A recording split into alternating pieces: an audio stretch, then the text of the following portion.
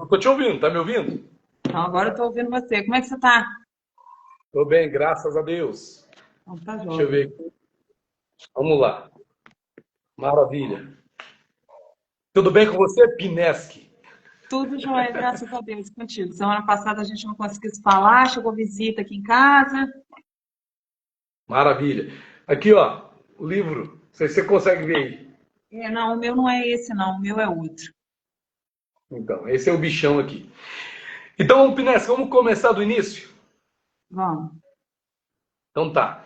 Bom, gente, estamos aqui nesse vídeo de hoje com a nossa querida convidada, professora, psicanalista, filósofa, né? Jornalista, estudiosa e psicanalista, acho que eu já falei isso, para a gente bater um papo sobre um livro. A gente vai estar aqui, no nosso propósito, no nosso projeto, toda semana a gente está fazendo um vídeo para a gente comentar um livro, para a gente comentar um tema diverso, à luz da psicanálise, à luz dos pensamentos freudianos e lacanianos e por aí vai, ok? Bom, o nosso objetivo é fornecer um material que possa auxiliar aí os nossos colegas psicanalistas, alunos e outros a se aprofundarem ainda mais na temática psicanalítica. E nós separamos aqui três trechos, olha aí como é que é o trava-língua, né? Trava-língua. Três trechos de um livro, e é esse livrinho aqui, A Ética da Psicanálise, aproveitando que nós estamos nesse mês aqui no CETREMEN, dando a aula de ética psicanalítica. Então a gente vai aí, levando em conta essa temática, falar um pouquinho sobre esse livro, que foi inclusive recomendado pelo diretor do CETREMEN, o professor e coordenador aí, psicanalista Luiz Justiniano. Bom, nós temos aqui, o Pines, que a primeira frase que eu quero frisar, deixa eu ver aqui se eu vou... tá funcionando a minha setinha aqui do notebook. O trecho diz o seguinte, ele é um trecho grande, aí você fica à vontade para comentar, a gente vai bater nesse papo aqui, mas eu queria começar nesse trecho que diz assim, já para a gente entrar de fato no assunto, diz, a ética da relação analítica é comunicada pelo que realmente ocorre entre o analista e o analisando. O que distingue essa atividade de outras é que, embora o analista tente ajudar o cliente, não toma conta dele. E está entre parênteses aí, né? Entre colchetes aí. Como é que é o nome desse pontinho aí? Esses dois, entre alguma coisa. Entre aspas. Isso, entre aspas. O paciente cuida de si mesmo. Além disso, o analisando compreende que espera que ele se cure. Não em qualquer sentido médico ou psicopatológico, mas em um sentido puramente moral, por meio de maior aprendizagem sobre si mesmo e de assumir maior responsabilidade por sua conduta. Aprende que apenas o autoconhecimento e cometimento e a ação responsáveis poderão libertá-lo. Em suma, a psicoterapia autônoma é uma real demonstração em pequena escala da natureza e da viabilidade da ética de autonomia nas relações humanas. A gente tem falado aqui, Pines, que nas nossas aulas nesse mês, sobre a ética, a moral, como isso, de alguma maneira, afeta o trabalho psicanalítico, como, de alguma forma, a ética ela está ali enraizada no trabalho que é feito, né, dentro do setting analítico, entre o analista e o analisando, que não pode deixar de ser uma relação ética. Mas antes até, Priscila, da gente comentar esses trechos do livro, como é que você pensa a ética? O que, que você pensa sobre essa questão de ética? Ser psicanalista é ser ético, mas o que, que é ser ético nesse mundo sem ética? Uhum. Na verdade, na psicanálise, quando a gente fala sobre ética na psicanálise, a gente não entra em questões puramente morais, né? A ética, na psicanálise especificamente, ela pauta essa relação entre o analista e o analisando, né? Viabiliza essa questão da livre associação, porque respeita, né, o que vem do paciente, do que vem do cliente, sem dogmatismo, sem especulações, sem adiantamentos do que ele está sendo, do que está sendo exposto, do que está sendo falado, né? Há uma regra de conduta que viabiliza o setting analítico de acontecer de fato. Então, assim, é diferente da gente ver as relações que a gente tem em determinadas instituições, em que você precisa seguir aquelas regras, né? A psicanálise ela é pautada por uma ética que contempla uma liberdade para que a transferência aconteça, para que a livre associação aconteça e para que o paciente seja, ou o cliente, né, a maneira como a gente costuma tratar, que ele tenha ali o seu próprio palco, né, sem julgamentos.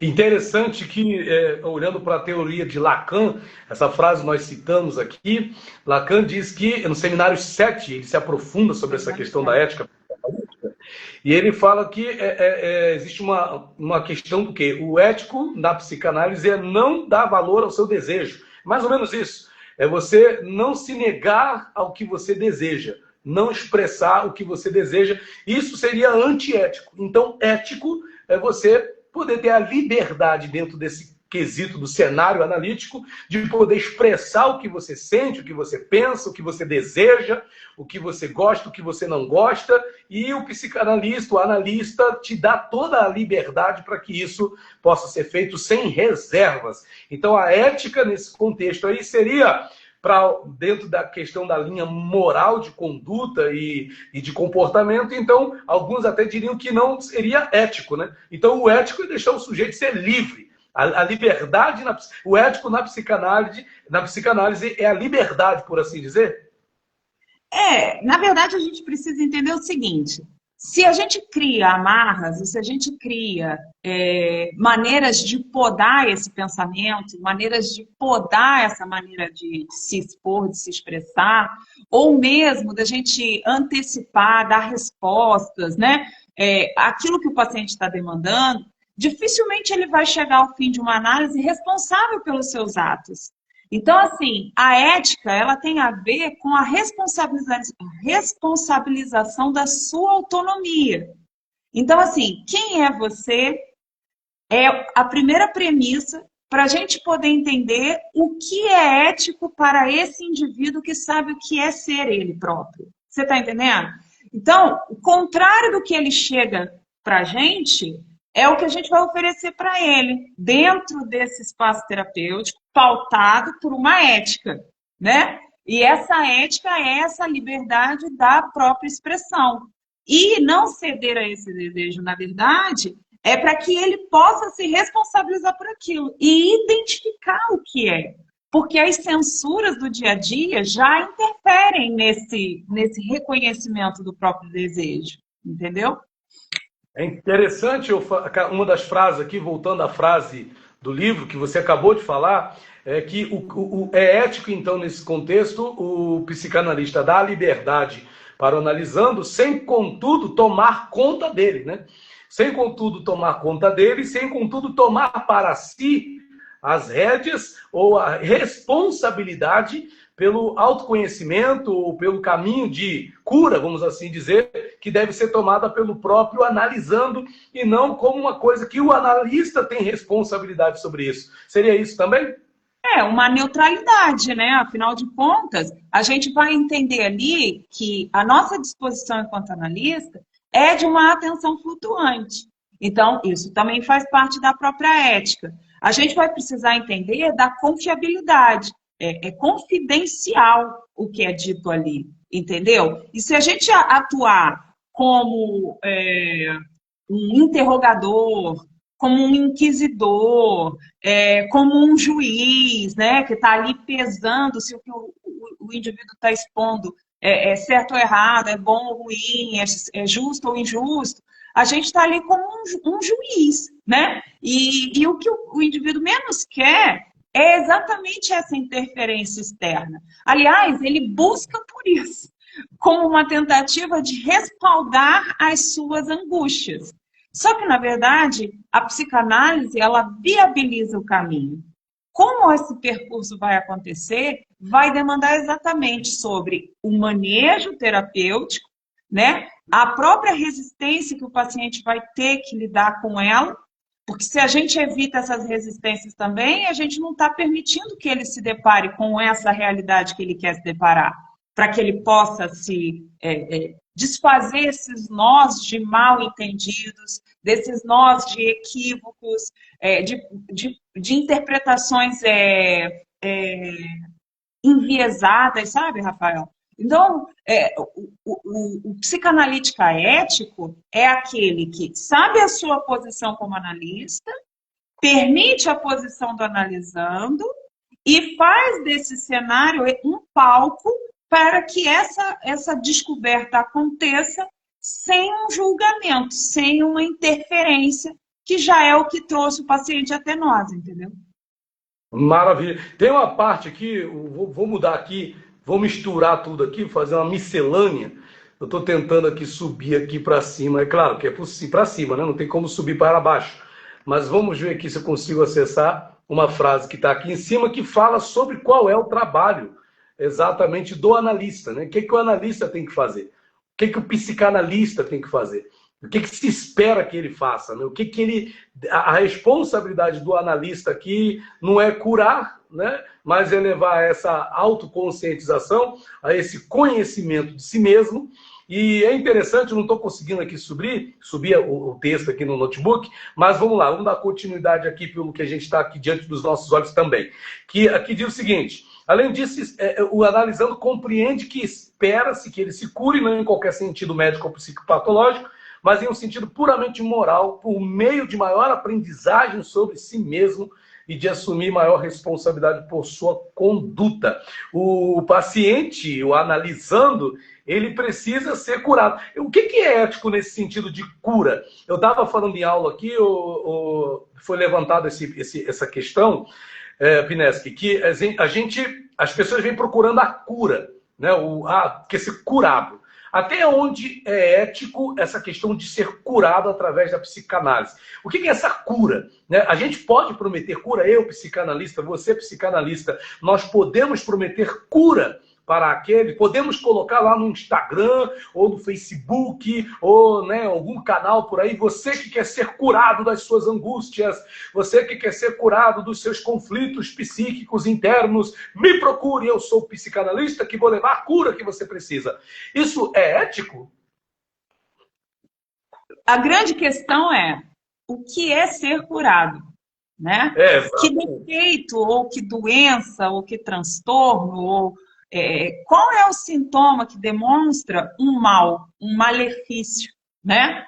Eu acho que dentro dessa linha de raciocínio, a ética da psicanálise, pelo que eu tenho visto, pelo que eu tenho me deparado ao longo desse percurso, né? Porque é um percurso que não acaba, Rafael. Logo, a cura é utópica nesse sentido. Porque você cura de um dedo ferido e quebra um braço. Tá bom, mas você não está curado, porque você curou de um dedo, mas machucou o braço. E aí depois você cura do braço, mas você fica mal do coração, porque você se apaixonou. Então, assim, a vida ela vai acontecendo enquanto houver vida. A ética da psicanálise, nesse entendimento para mim, é a ética do bem dizer. É a palavra colocada num lugar adequado para uma boa compreensão, para um bom insight, sabe? É saber exatamente fazer o paciente refletir sobre aquilo que ele próprio se queixa. Porque às vezes se a gente cura tudo, cura, acabou. Não há mais dor, não há mais sofrimento, não há mais... O que fica? O que fica depois dessa cura tão buscada? Se vai ficar o tédio, ele está doente de novo. Se ficou vazio, ele está doente de novo.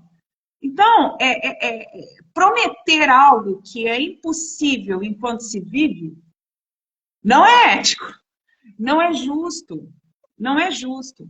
E muitas das nossas queixas, a gente precisa se haver com elas, né? A gente precisa exatamente se responsabilizar. E é aí que nos tornamos cada vez mais éticos enquanto sujeitos. Porque às vezes a gente não tem missão, visão e valores. A gente, enquanto sujeito, embora não sejamos uma instituição, né, corporativa, porque nós não somos uma instituição, uma empresa, né, mas nós somos indivíduos que têm, sim, a sua cultura, que tem sim os seus valores morais, que tem sim a sua ética. Essa ética é como a gente coloca em prática os valores que a gente tem como norte, né, para alcançar a visão que nós temos. Então, às vezes o que é ético para mim pode não ser ético para você, mas se estamos pautados dentro de uma cultura cujos valores morais, as leis são as mesmas, aí tem uma ética maior que a nossa. Mas ainda assim, no meu cotidiano, na minha relação com os outros, eu preciso saber quais são os meus valores, a minha visão, para onde eu quero ir e como eu vou agir diante do outro, diante do meu desejo, diante, enfim, né, do que eu pautei como esses valores. Eu entendo dessa forma. O que você acha? Muito bom, muito bom. Pineschi, só para relembrar, a gente está discutindo aqui sobre o livro A Ética da Psicanálise, Thomas Szasz, é isso mesmo, Thomas Szasz. E a gente está falando sobre essa questão aqui do comportamento, né, do analista em relação ao analisando e toda essa questão. E o que eu acho, Priscila, que é exatamente isso, né? Dentro de um contexto onde não importa o pensamento que o analista tem do que é certo, o que é errado. Na verdade, o analista ele não tem certo e errado, né? É como a gente ouviu muitas vezes o nosso mestre Luiz Justiniano dizendo que o analista é uma página em branco, né, diante do seu paciente, diante do seu analisando. Bom, para a gente poder caminhar aqui no nosso bate-papo, o Pineschi, nós temos um outro trechinho que é bem interessante. Vou aqui para o meio, para o textinho do meio. Aí, quando eu te mandei, tem um do meio, que diz assim: a tarefa do analista é ouvir, mas ouvir o quê? Incongruências entre o que o paciente diz e o modo pelo qual age. Sentimentos e pensamentos inconfessos, descrições das relações do paciente com pessoas que não os faz, e seu comportamento em relação ao analista, à transferência. Em todas essas atitudes e em outras não mencionadas, o analista tenta transcender o relato consciente da situação apresentado pelo paciente e construir outra versão do mesmo, menos fantasiosa. O terapeuta pode realizar isso pela observação em detalhe e por longos períodos de tempo do jogo real que o paciente faz ao invés de aceitar o que o mesmo narra. Detalhe, Pineschi, que esses trechos são tirados de capítulos diferentes. Então, talvez pode parecer que eles estão desmembrados de um assunto ou outro, mas o que nos importa aqui é o que está dentro desse texto. Por exemplo, aqui, nesse parágrafo que a gente acabou de ler, fala da tarefa do analista. Muita gente tem dúvida até mesmo para que ir a um analista? Para que ir a um psicanalista? Ora, a tarefa do analista é ouvir. E alguém talvez pense que é só ouvir. Mas ouvir o quê? Né? Eticamente falando, estamos dispostos a ouvir tudo sem preconceitos, né? A fim de dar a esse paciente aí um direcionamento. E é interessante, o Pineschi, essa questão da transferência, né? Porque se tem algo que brinca com a ética, que joga com a questão da ética, é exatamente essa questão da transferência, né? Onde acontece esse transferir de fato, né? Freud, no texto original, usou exatamente essa palavra do idioma alemão, que quer dizer tirar uma coisa para outro lugar. No sentido, o analisando tira algo dele, né? E transfere, joga ali para o analista. E essa recepção que o analista faz daquilo que o analisando está passando para ele, nós vamos aí ver a questão da transferência. E há uma ética nessa transferência, né, Priscila? Não por parte exatamente do analisando, mas sim por parte do analista em receber aquilo que o analista está comunicando a ele de forma livre, né, de forma aberta, sem nenhum tipo de travamento, como a gente já falou em relação ao trecho que a gente discutiu inicialmente, né? É curioso, porque assim, a transferência, ela acontece no setting analítico, né? É a posição que o analista se coloca diante ao analisante e também a utilização que o analisante faz do analista. Então, quando você fala dessa questão da transferência, né, como se fosse tira daqui e bota para lá, né? Como se fosse um móvel mesmo, que a gente pega e puxa para um outro canto da sala, né? Foi nesse sentido, né? Hã? Originalmente foi nesse sentido que Freud usou essa palavra. Exato. Originalmente. Exato. A gente percebe que é uma arte saber receber esse móvel que saiu de um canto para o outro. Ou dessa dor que é insuportável para mim e eu estou entregando para você, né? Só que, por que eu digo que isso é uma arte? Porque a gente poderia, sem ser analista, saber como agir diante de diversas outras transferências inconscientes, involuntárias, às vezes até voluntárias, que se dão no dia a dia. Exatamente. Às vezes a gente está no trânsito e a gente vocifera, né? Para o cara que está na frente, para o motoqueiro que cruzou o nosso caminho, né? Para o pedestre que quis correr antes do sinal fechar, enfim. Às vezes a gente faz isso com a nossa colega de trabalho, com o nosso amigo ou o nosso irmão. Não importa se é conhecido, se não é conhecido, se é de uma relação consanguínea ou não, pode ser um vizinho, pode ser um colega de trabalho, não importa. Muitas das vezes, a gente se depara com essas transferências ao longo do dia que não são no setting. E é interessante, Priscila, só acrescentando que tem a ver também com a questão da imagem, né, que você projeta naquele que está à sua frente. Então vamos lá, você falou das diversas situações do dia a dia. Christian Dunker, ele fala, né, num vídeo dele lá, naquele famoso canal dele lá, sobre exatamente isso, nessa transferência que se dá na imagem que a gente está projetando naquela pessoa. Então, por exemplo, o professor, o aluno, qual é a imagem que ele vê no professor na sala de aula?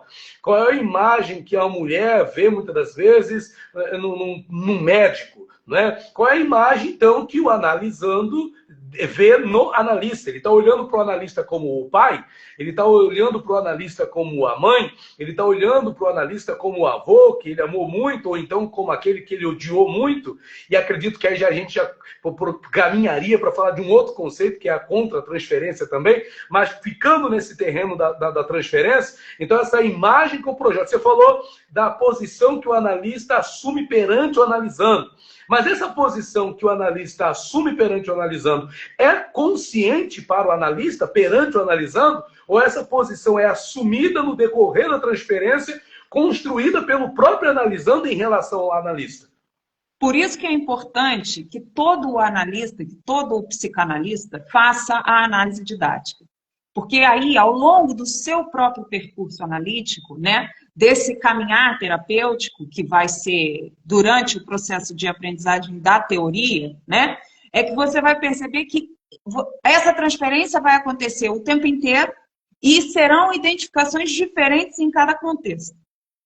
Então, por isso que eu digo que ela é uma arte, né? Ela tem uma sagacidade, porque muitos conflitos seriam diminuídos se a gente soubesse como seria. Então, assim, aprender a psicanálise para clinicar é imprescindível passar pela análise didática, porque aí você vai entender como se dá o processo de transferência, as múltiplas caras que ela vai apresentar ao longo do tratamento, né? E da importância de saber identificar isso. Mas ela também é necessária para a convivência social, porque muitas das vezes a gente acaba recebendo uma farpa que não é nossa e que também a gente absorve aquilo pelas nossas dificuldades, pelo nosso histórico de vivência. Então, a gente recebe a transferência e faz a contra-transferência. Então, saber lidar com isso para o convívio social é de uma sagacidade absurda. Então, quem tem interesse em conhecer a psicanálise vai se beneficiar de diversas maneiras, principalmente dessas. Quem é essa pessoa que está falando comigo? Por que ela está falando comigo dessa maneira? Que tipo de ajuda ela precisa e como eu posso encaminhá-la para algum lugar? Você não precisa ser analista para poder fazer isso. Mas a ética do analista, como receber essa transferência e como manejá-la de forma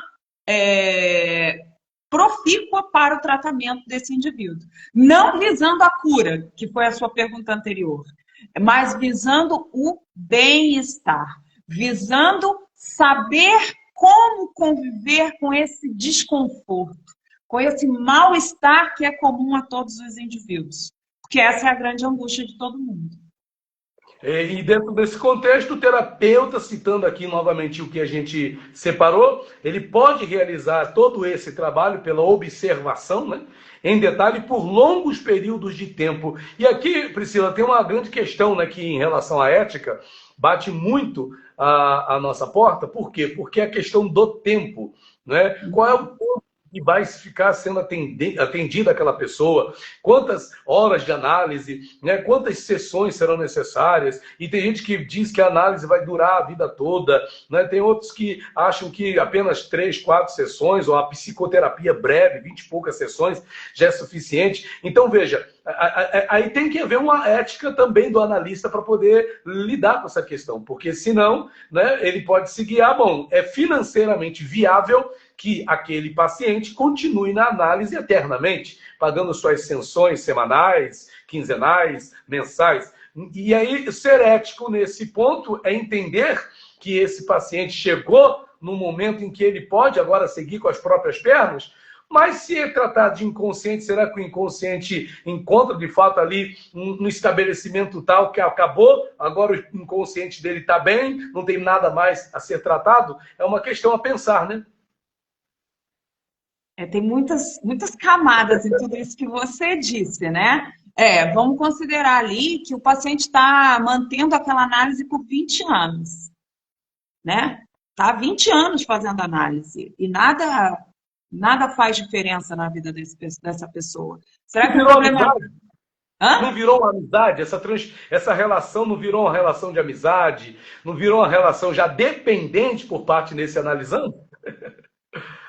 Por isso que são várias camadas, né? A gente precisa entender o que está fazendo com que esse indivíduo permaneça sentado no divã. Porque há uma diferença muito fazer análise, né? E a passagem ao divã, né? Uma coisa é você iniciar um processo de análise, mas jamais passar ao divã. A passagem do divã, ela é um clique determinante, que não depende do tempo cronológico. Depende do tempo kairos. Isso é filosofia. O tempo cronos é o tempo do relógio, das 24 horas do dia. Então, o próprio Lacan pergunta, será que uma análise precisa ter 5 minutos ou 50 minutos? Será que a pessoa que faz a análise há 20 anos, ela tem insights significantes ou significativos, né, simbólicos ou determinantes para uma mudança de conduta que viabilize essa qualidade de vida que ele veio buscar? Será que ele está ali só fazendo a manutenção disso? Então, o tempo, ele é uma ferramenta que você não pode levar em consideração as horas do dia, mas o despertar, o clique. Por isso que a ética analítica tem a ver com esse bem dizer. Porque às vezes você diz de uma forma que leva o paciente a se desencadear em novos pensamentos, em novas reflexões. Isso não depende se foram 40 minutos de sessão. E se esse paciente está pagando para você há 20 anos sem se modificar em nada, ou esse paciente chega para você e nas entrevistas preliminares, aquilo tudo se desencadeia de uma forma rápida, como você citou a psicoterapia breve, qual dinheiro aí foi mais bem aproveitado? O que realmente fez o despertar ou o que faz a manutenção disso ad eterno sem uma grande transformação, sem uma melhora dessa qualidade de vida, entendeu? E uma outra questão, só para a gente finalizar essa questão da escuta, a ética analítica passa pela escuta, o saber ouvir, essa atenção flutuante. Então, assim, por isso que eu falei que são muitas camadas nessa sua colocação aí, Rafael. Muito bom, muito bom.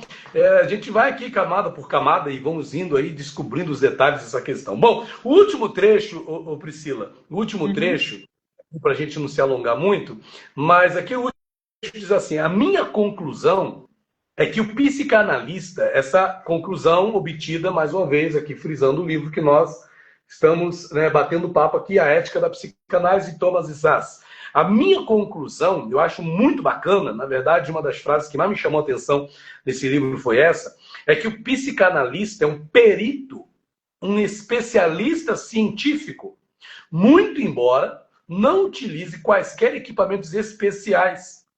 E detalhe, o que, que o psicanalista utiliza, né? Ele utiliza a associação livre, né? Ele utiliza ali o setting, ele utiliza ferramentas muito, vamos dizer assim, básicas, e é que a gente pode chamar de ferramentas, sim, num contexto psicanalítico, mas talvez num contexto, né, normal aí de outras profissões, nem se veja isso como ferramenta. Mas veja, o psicanalista é um perito especialista científico, muito embora não utilize quaisquer equipamentos especiais. Não os utilize por não precisar deles. Não precisa deles. As habilidades especiais do psicanalista são a autodisciplina, puxa vida, a autoconsciência, a atitude crítica e investigadora, a capacidade de compreender e decifrar aquilo que o paciente comunica e o significado de sua doença mental. Então, primeiramente, Priscila, aqui tem muita coisa bacana para a gente bater um papo aqui. Vamos lá. Primeiro, ferramentas do psicanalista. Ele é um perito. Essas ferramentas, associação livre, né, Priscila? É a palavra, né? É a fala, né? O silêncio. O silêncio. Eu acho assim, esse perito, né, que é o psicanalista, como está afirmando aí o autor desse livro, ele é um mestre em interpretar o que não está dito, sabe? E na verdade, para ele, essa interpretação pouco importa. Não importa a história do paciente nesse sentido, não importa qual é o desejo, não é essa a nossa curiosidade. A nossa curiosidade é conseguir entender que naquelas entrelinhas tem uma mensagem decodificada e que o próprio indivíduo está tentando entender. Ele está falando para não ser compreendido, porque ele vai precisar se haver com essa ética que é dele próprio. Então, para que a gente precisa interpretar tudo isso? Para que a gente possa exatamente conduzir a linha de raciocínio desse paciente para a própria compreensão. Não nos essa instrumentalização, né? A gente se utilizar dessa livre associação, ela não é útil para nós, porque não é de forma curiosa. Eu gosto de frisar isso. A gente não quer saber. A gente quer que o outro que está sendo dito, quem é que está dizendo, saiba.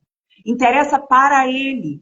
A gente só está auxiliando. Eu não digo nem que a gente está ajudando, porque a gente não faz uma ajuda. Nós estamos ali dedicados profissionalmente a essa capacidade, a essa competência técnica de ouvir e auxiliar na própria interpretação. Tanto é que a nossa ética é não dizer, é não adiantar, é não dar respostas, porque não são nossas as respostas. É de cada um. É de cada indivíduo que senta no divã. E quando esse indivíduo embarca, né? E aí o Aqueron tomou o verbo mesmo, né? Você entra nesse barco que é seu, você toma o timão desse barco que é seu, você navega por essas águas escuras porque são suas. Você chega do outro lado do percurso e nós não ajudamos, nós auxiliamos a travessia. Ou a gente dá luz ao que não está sendo compreendido, ou a gente dá ouvido ao que não está sendo ouvido, de fato. Então, assim, é de uma lindeza de verdade, porque você precisa ser científico sob o aspecto de a ciência se pauta na observação, na avaliação dos resultados, na aplicação das teorias. Então, a gente está fazendo isso no setting analítico o tempo todo. Nós somos profissionais. É para isso que a gente não só estuda, como passa pelo processo de análise. Para a gente entender como é que isso vai se dar dentro da gente. Para que a gente possa perceber quais são as etapas que o outro, que é o nosso paciente, agora vai conseguir passar. Então, assim, sim uma questão de ser perito, né? É uma instrumentalização empírica. Mas é muito peculiar. Entender o que está sendo dito no silêncio. Sustentar esse silêncio.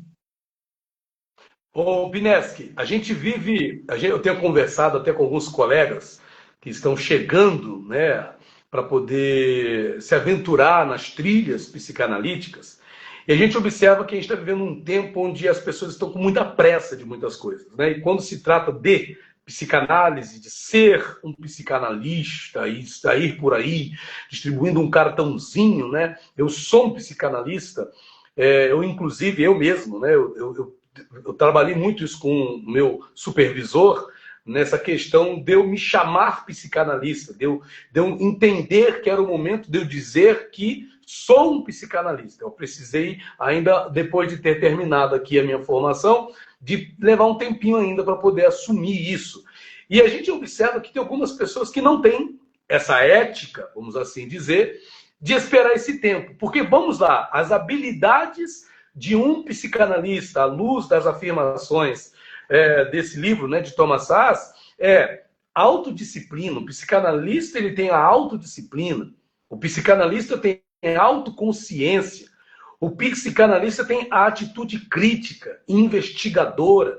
O psicanalista ele deve ter a capacidade de compreender e decifrar aquilo que o paciente comunica e o significado de sua doença mental. E isso não é uma coisa que se constrói da leitura, exige um estudo, exige um aprofundamento na teoria psicanalítica propriamente dita, o que muitas pessoas acabam não fazendo, mas já vão pelo caminho de se dizerem psicanalistas. Isso é ético? Não. Aí não é ético profissionalmente falando, né? É prematuro, é muito incipiente, é perverso, né? Então, assim, o psicanalista, depois de anos de estudo, depois de anos de análise, é que ele vai se arregimentando, ele vai se permitindo, ele vai se validando com Autorizando, né? ele vai se autorizando. Lógico que ele não está só nesse percurso, nessa caminhada, nessa jornada, porque ele vai ter a supervisão. Então, por isso que eu digo, a gente corta o dedo, mas pode quebrar o braço. A vida é o tempo inteiro, a rotina é todos os dias. Enquanto houver dia e noite, sol e lua, está tendo vida. Agora, você pode amanhã não acordar mais, então ok, acabou a vida. Mas enquanto houver, você tem que ter esse percurso psicanalítico de formação, ele é continuado justamente por conta disso. Tem pacientes que chegam para a gente com um histórico que talvez a gente não tenha se deparado antes. E tem, às vezes, pacientes que mexem em situações que lidam com a gente diretamente. E a gente precisa saber como fazer diante de uma situação como essa. Por isso, a supervisão é tão importante. Para fazer essa manutenção periódica e frequente. Porque a gente pode não ter trabalhado questões que um paciente... Nossas, que um paciente pode... Opa, tem algo aqui do que está sendo dito que me diz respeito. Será? Ou não será? Né? Como que eu estou lidando com isso que está sendo dito? Essa palavra que ele usou, por que me feriu? Né? Por que aquilo me incomodou? Então, tem coisas que você vai ter que levar para a sua análise, porque todo analista tem um analista. Muito bem. Pineski, vamos ficando por aqui, Pineski. A gente, Nossa, semana que vem... a gente tem que fazer muitas vezes mesmo. Oi? O nosso papo é sempre bom, a gente tem que fazer mais vezes.